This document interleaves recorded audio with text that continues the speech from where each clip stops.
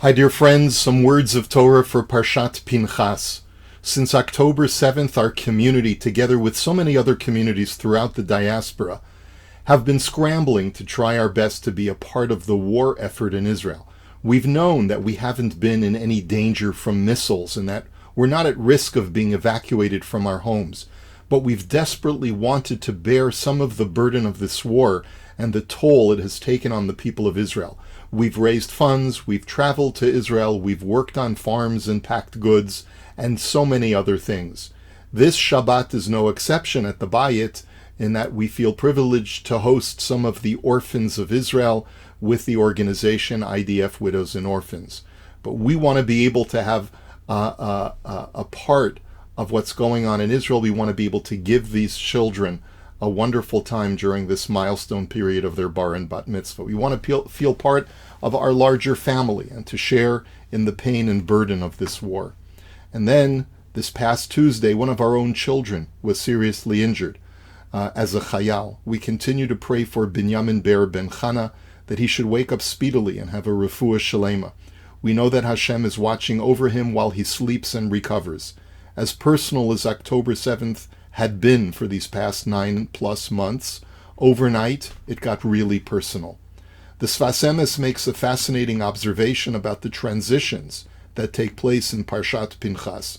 If we were to characterize the commonality and connection between all the stories of the Parsha, we could say that up until now the Torah was being instructed via Moshe to the Jewish people. To date, the Jews were simply given instructions as to how to serve God. They were told what to do, and they dutifully complied, at least most of the time. Beginning, however, with Pinchas's act of zealotry, our entire Parsha is filled with stories of people who are no longer prepared to passively accept the law. Instead, the people in these stories innovate how they will act out their devotional service to God. Pinchas could not stand by idly, waiting for instructions to be given by Hashem. Instead, he initiated of his own design the act of zealotry and killed the sinners Zimri and Cosby in front of the passive elders. As Sfas Emes puts it, there was a difference between the desert experience, where the nation was to be passive recipients of the law, and the Eretz Yisrael experience, where the nation was to be an active participant and contributor to the law. As they approached the borders of Eretz Yisrael, the Jewish people transitioned from nishama, we will hear passively, to naaseh, we will proactively act. We can similarly connect Moshe's appointment of Joshua as his successor to this theme. Moshe would be exiting his leadership role because the Jewish people now needed a different kind of leader, someone who could innovate new laws that were needed in the course of war to properly conquer and preserve the security of the land. This is because when you're engaged in battle, waiting for orders will sometimes simply not do.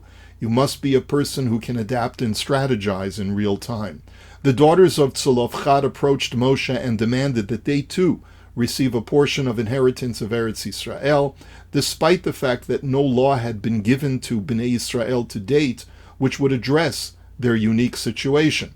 Their father had only daughters and no sons, and they too wanted their father's land rights in Eretz Yisrael. This story is deliberate in its recounting how Tzolofchad's daughters sought to innovate new law and would not passively accept the status quo. The entire book of Bamidbar ends in this fashion. Next week we will read about the tribes of Gad and Reuven, who created their own plan for land conquest and inheritance on the east side of the Jordan River, something which had never before been offered to the Jewish people.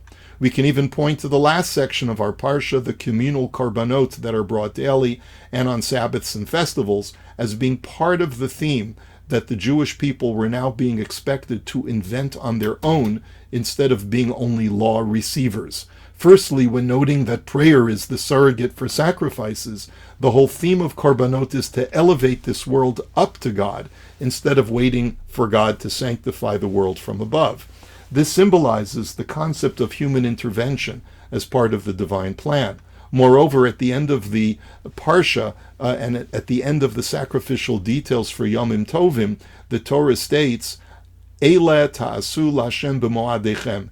These shall you offer to God on your holy days. They are in addition to your own personal pledges, gifts, burnt offerings, flour offerings, libations, and peace offerings.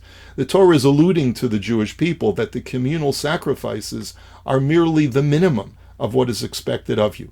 They come as additions to all of your personal offerings to God as you see fit to innovate in your desire to become closer to Him.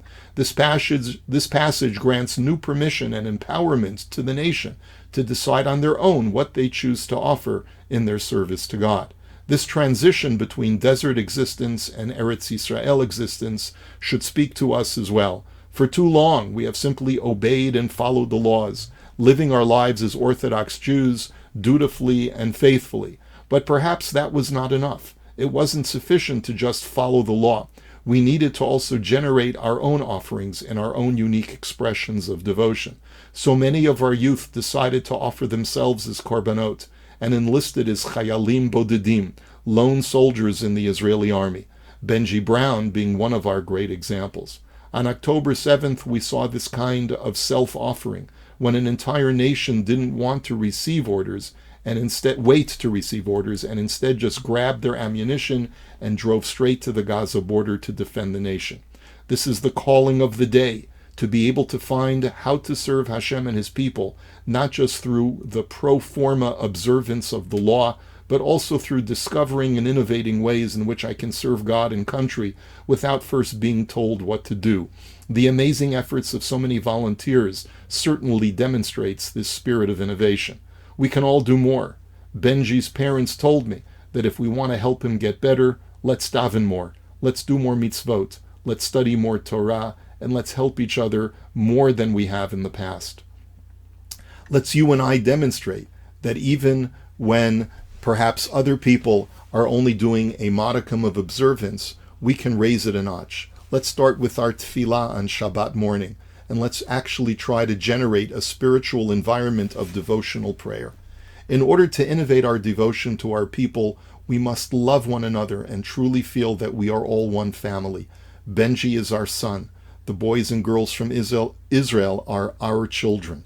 We love you like we love our own children, and we want only the best for you, no differently from what we would want for our own.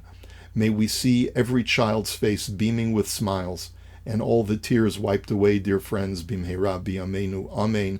Here's wishing you a beautiful Shabbos. Shabbat Shalom.